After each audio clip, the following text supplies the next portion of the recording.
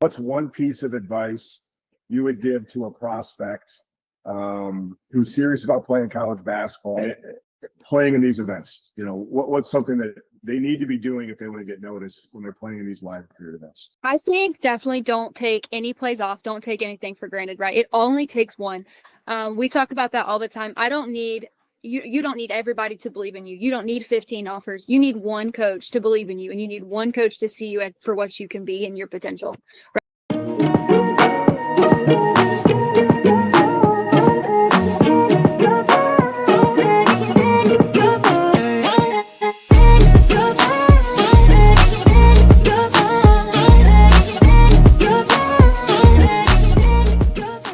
Welcome to the Recruiting Assist, brought to you by Net Results Recruiting. My name is Matt Bright, Regional Director for Basketball Recruiting at Net Results. Joining me, as always, is our President, Steve Schafer from sunny Phoenix, Arizona. What's going on, Coacher? How are you, Matt? Good, I'm good. We got a big topic tonight, and I know being in this space and coaching as long as we did, I think this is the hardest level to evaluate talent. And so we got a couple special guests that are experts in this field. That's why they're here, and you and I are hosting this podcast, not doing this anymore. Yeah, D2 recruiting tonight. A lot of great, questions and things that we're going to cover tonight as far as Division II basketball and the recruiting process at that level. We've got two special guests tonight that we're excited to have on. Josie Earnhardt, she's the assistant women's basketball coach at Barry University in Florida. She just finished her third year of collegiate coaching, spending one season at D3 Greensboro before joining Barry's staff in 2023. Josie graduated from Division II University of North Georgia, where she finished her playing career and had a really good playing career. And I think her eligibility is over. So coaches that are listening, I don't think she has any eligibility left. But Josie, thanks for taking the time and welcome to the podcast. Thank you. I'm happy to be here. Great. And our second guest is Matt Murken. Matt is the head men's basketball coach at Minot State University in North Dakota. Matt is entering his 24th season as a college basketball coach. Matt, I don't even know if you knew that was your 24th season, but you are. He played his collegiate ball at Concordia University in Seward, Nebraska, and high school. Enjoyed a tremendous college career. After playing, Matt began his college coaching career where he had stops at Mount Mercy College, Wayne State College, and Des Moines Area Community College as assistant coaches. He got his first head job at Jamestown College in North Dakota, and he's now in his 13th season as the head men's coach at Minot State. Minot is currently 26-9 this season. Will be playing in the first round of the NCAA Division II National Tournament this Saturday. Matt, thanks for taking the time out of your busy week to join us on the show today. Absolutely. Thanks for having me, guys. Great. Josie, we're going to start with you. How would you say the recruiting process at Division II differs from both the Division I and the NAI levels? Yeah, so one thing that I think is different with Division II is the classes that you're recruiting, right? Sometimes it's not as in advance as Division I, right? You see the Division I level especially, you see kids getting offers and you're right, classes of 2029, 28 at this point, where a lot of Division II is focusing more on their current roster, I think, is kind of a trend that we've seen. More realistically, especially our conference where we are, it is becoming a lot more transfer heavy, which I think that is not just a Division II level, that's everywhere. But it's a lot of Division I players that might have not got the opportunity or might have not got the right fit, and kind of a restart for them at this next level. So I think that's one thing that's a little bit different.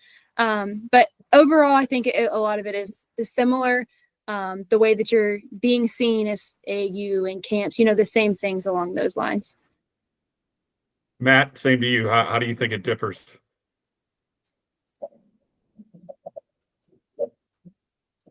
Oh, there we go. There we go. I think what we've tried to do is just to kind of build up what Josie said is one thing I've got a lot better at is Steve said I'm in my 24th year at the college level and 15th as a head coach. And one thing I've got a lot better at as the years have gone on that's kind of helped us lead to more success is just how we construct our roster and just not trying to amass talent as much as we're trying to just put the right pieces together and try to find kids a little bit. We talk about like the Dennis Rodman role or whatever, like, can I find one thing that you can do really well and add you to our program? And at least I know I can count on you for that. we really try to do that, especially with our local kids. And we try to dominate locally like everybody does. This year we have 4 commits in the 25 class already that are all in-state kids. It's a really good in-state class as far as the high school seniors go. And those kids are a little specific in what they do, but they do a couple things really well, or one thing really well.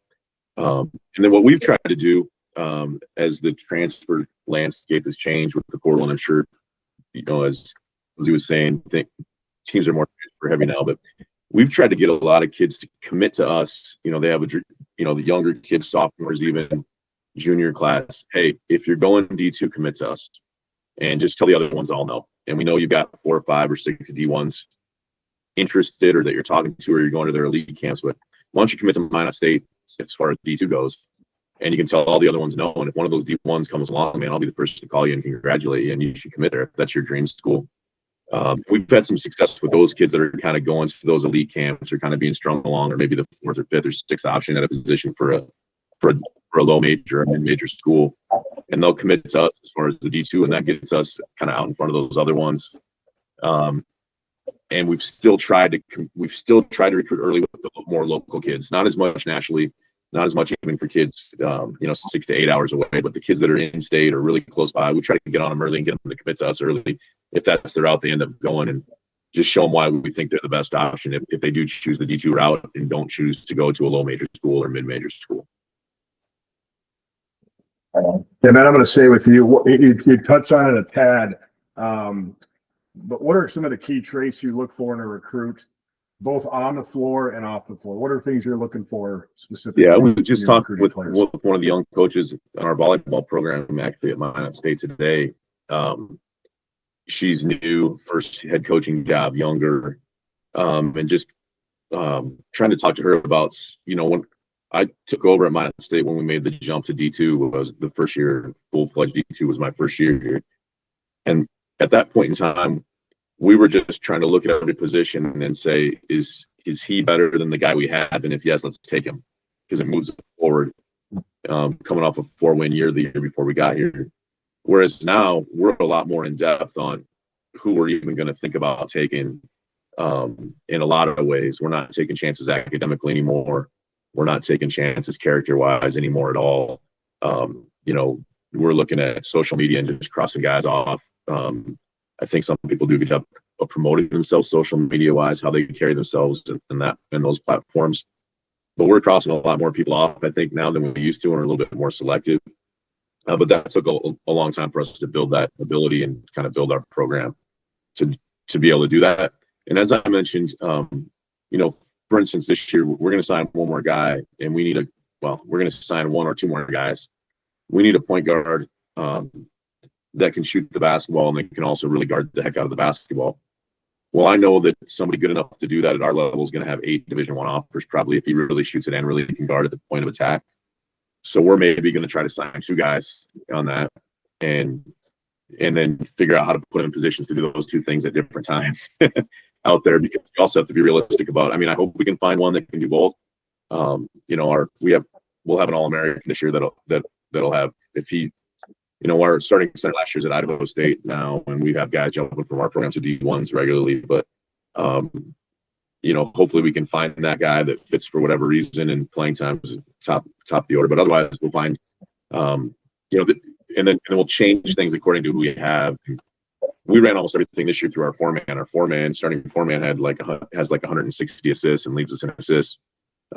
Last year, the year before, and really for probably the last 10 years, we had a point guard that was like around 200 assists, or really high up. But we didn't have that in this recruiting class. We had to change things. We still are just trying to get whoever can fit and figure it out a little bit from there. Somebody really good, we'll find a spot for you. We've got to know what you can do and what you do well. And if I can count on you for that, you can help us win. Yeah, no question. And obviously Minot's not the easiest place to attract kids, and you guys have done a heck of a job, piecing together the roster and having success. And it's been neat to watch that as a friend and as a former coach. So Josie, obviously you're down in Florida, a little bit easier draw to Barry. You guys are, I think, as a staff, are in year 3. So you're trying to build some things and get some things going there, which you guys have done a good job of as well. But in your staff, with you guys, what are some key traits you're looking for Yeah, when you're definitely. looking Well, for one players? thing that we definitely really easy to recruit to Miami, not just Florida, but Miami, right? You say that on the phone to people, and we're able to get some kids who've turned down a lot of Division I offers, because a lot of those low major Division Is are in some cities that, have one restaurant and one stoplight, and they hear Miami and their eyes light up. So one thing that we really have to look for and really be careful of, different than some people, is coming to Miami for the right reasons. So again, going into the right type of kid, right? That is huge for us, because you have to want basketball, you have to want academics, you want to be a good human, and then you can enjoy the beach and the awesome things that Miami brings to you. But you have to be careful, right? Making sure that it's not a social choice. So that's one thing, because a lot of people do choose Division II because of the social aspect, right? A little bit more free time, having the summers off. And so again, making sure that it's still the right work ethic and the right kids and right humans. A little different, right? We are still building. We inherited a team and won 9 games last year, and this year we flipped and won 19. So we had a big jump, but again, that coach pointed out a good thing. Talent, right? When we're looking at kids this year, it was like, are they better at their position than who would have started last year, right? We constantly tell our staff, we talk internally, that we're going to continue to bring in 5 new starters. And then you hope that the ones that are returning are going to work so hard that you can't replace them, right? That's how you continue to get better. So that's definitely how we do things. We run a system that a specific player is going to thrive in, and some don't. So we are very realistic with that too, right? Like our point guards, a little bit smaller, can be fast twitchy. Everyone else has to be long. It's the only way that we do things, the way we post up our guards and the way that we shoot the ball and the way that we offensive rebound.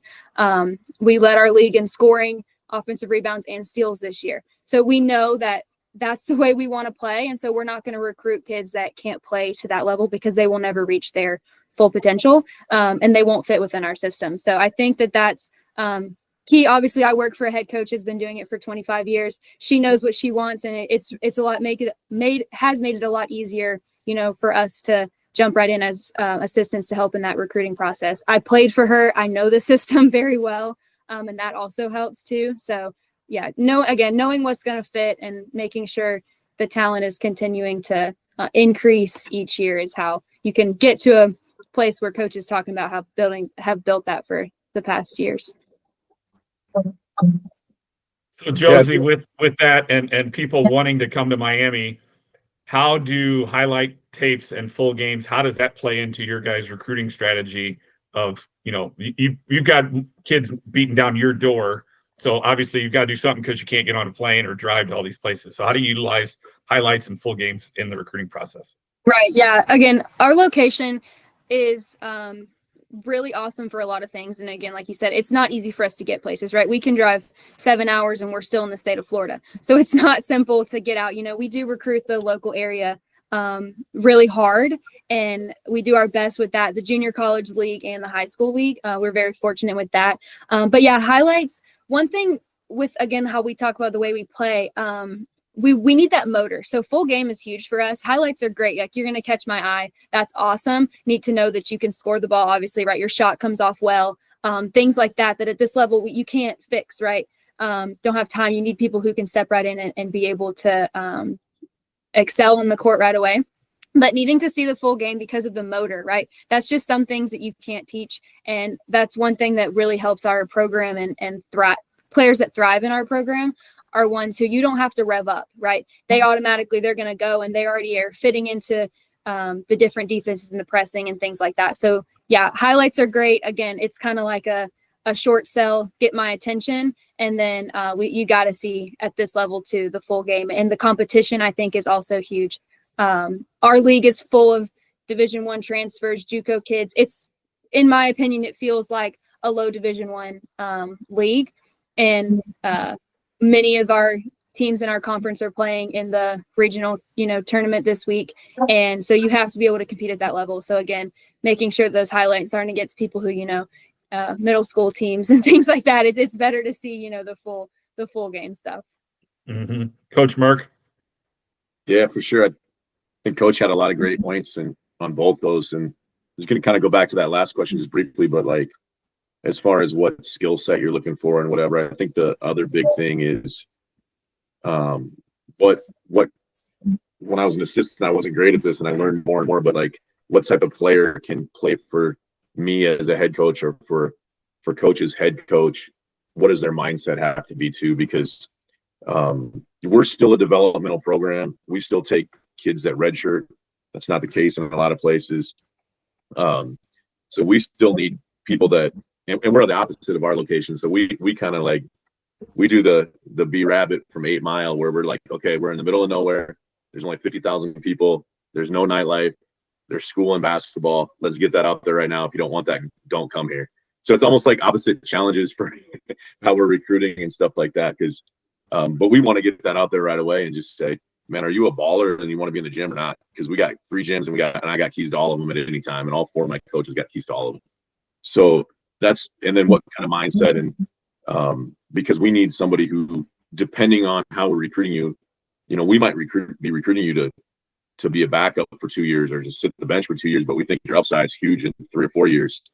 We try to really, you know, talk that through. And if that's not what you want as a recruit, then don't come here, because it's not, nobody's going to be happy and you're going to be transferring anyway. And then hopping on the highlight, you know, highlight films get our attention, but in person or a full game tape, or, you know, recommendations from people I know, or other coaches in your league that coached against you that I can call, that tell me the truth about you, good and bad. That's how you're going to get a scholarship, is for me to see you. We rarely offer anybody without seeing them in person, whether they have to come up here or we go to see them. Because you got to see, like Coach said, you got to see the motor. You got to see when the camera's not on them, how they're acting on the bench. You know, how fast their heartbeat is and that sort of stuff. Are they itching to get back in there? You know, Coach Shea, if you remember way back when we coached together, Tim Gazelle's like leg is just twitching on the bench just to get in the game. And that was a kid that got way more out of his talent than he should have, because he just couldn't wait to get on the court at any given time, whether it's practice or game. And you can't tell that on a highlight film because all the shots go in and everything looks good. And but you can get attention on there, but you got to see the full game to see who's taking plays off, and you know, and who's making the right play and got some sort of feel for the game, and all that stuff still matters no matter how good you are. And Coach's league is the same way. Like it's that league, in our league, you know, if you can come in and play right away and you don't have something to work on, you'd have 15 Division I offers probably, because our league and their league is beating, you know, 50 to 75 of the bottom D1 teams on a regular basis. And so we've got to, because we're D2, we got to evaluate those things really hard and find the kids that are going to be better, you know, a year from now than they are right now, probably, or maybe there's something that they really do that fits what we need really well, and try to be, you know, evaluate a little bit harder on that stuff. And you just can't do that off a highlight film. Yeah. I'm going to stay on highlights for 1 second, because I want you guys to answer this, because I think it's very important for our players that we work with to understand this, because we say this to them all the time. We provide highlight videos to coaches, and then we lead with that, because, like, you know, Coach Josie, you said it catches your eye, but after that, the next question we get from a college coach is, can I get some full game film? So we provide that, and players need to understand what type of games they should be provided. I had a kid who had 20 and 10, great line, wasn't very efficient line because his field goal percentage and things weren't very good. But the first 4 possessions of the game was air ball, got beat off the bounce badly, turnover, and then missed box out. He didn't score a point in the first quarter. And for me, when I coached, if you're not catching my eye in the first 5 minutes of the game, I'm probably not going to keep watching, right? So how do you guys treat full games when you're watching them? And are you like me, where if you're not really productive if you're not affecting the game in the first 5 to 6, you know, the first quarter, are you watching more, or are you like, you know, how do you handle full game film as far as watching it? And I'll go with you. Yeah, you know, Matt, I'll stay with you, Matt, on that. I think you're right on that. I mean, I don't know what Coach would say, but I mean, the amount of mass emails that you get at this time of year is in the it's 25 plus a day probably right now. So those are probably getting deleted unless you have a connection with whoever that service is or whatever type of deal. The things that have misspellings or have the last coach that they emailed in there too, those are just deleted. There's, if you're going to take the time to do it right. But Shafe, that I'm probably just going to call you before I even I'm going to watch the highlights, and I'm going to call you and see what your eval is, and then because I trust you and I know you're going to tell me both pros and cons. But yeah, I don't, that, the game you described is probably getting turned off. And really, a lot of times I'm watching those full game tapes to really prioritize who I'm going to watch. Like it'd be the 26 kids now, to be honest with you. Really watching a lot of that full game here at the end of our season to try to see them in the spring, summer for our recruiting. Because I think it's still important to get a jump on things, and probably later on at this point in time is a little more film on the portal kids or the JUCO kids that we've been on to wrap up our class this year. But we watch full game film on them too, right? So it's and then just I don't want to see a bunch of bad shots that go in on the highlight. Like I know they're going to go in on the highlight film. You know what I mean? It's kind of like, well, you're not going to shoot those for us. We're not going to allow you to shoot that probably. So, can you get to your spots and do you make the right play? Like you said, is it efficient? Yeah. Are you taking the right shots, not just kind of having to get hot one night? Because, the NBA makes a ton of money. It's $1 billion industry. And those guys, there's only a handful of guys in that league that make tough shots consistently. Most guys are making shots at the rim, making open threes, and they're the best players in the world. So on that full game film, I just want to see the right play a lot. I want to see great effort a lot. But I mean, the right play could be offensively, defensively, a lot of different ways. And then we're still, if at all possible, going to try to come see you in person. Bring you up, here to see you live. So those are kind of steps for us to highlight a full game, and then in person, whether I'm coming to you or you're coming to me. Yeah. Josie, again, I did it for 21 years. Matt's in his 24th. You're a younger coach, so you got a lot more energy than we probably do when it comes to watching film on recruits. Are you watching the whole thing? How do you treat the full game film and things like that? What are you looking for?